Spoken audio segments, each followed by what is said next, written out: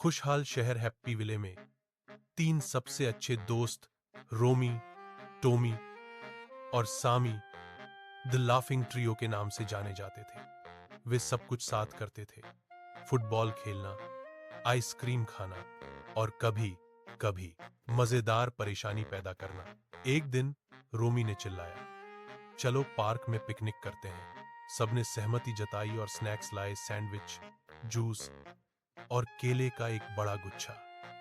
जैसे ही वे खेले, कोई एक एक करके उनके केले चुराता रहा। टोमी ने कहा, केले का चोर कौन है? सामी ने इशारा किया। शायद एक बंदर। उन्होंने एक जाल बिछाया, एक रस्सी के साथ एक टोकरी के नीचे एक केला। अचानक झपट्टा, टोकरी गिर गई। लेकिन जब उन्होंने अंदर देखा, यह एक बंदर नहीं था, यह खुद रोमी था। रोमी, तुम केले के डाकू हो, टोमी चिल्लाया। रोमी हंसा, मैं बस तुम्हारी दोस्ती की परीक्षा ले रहा था। सामी ने कहा, परीक्षा? तुमने हमारे सारे केले खा लिए।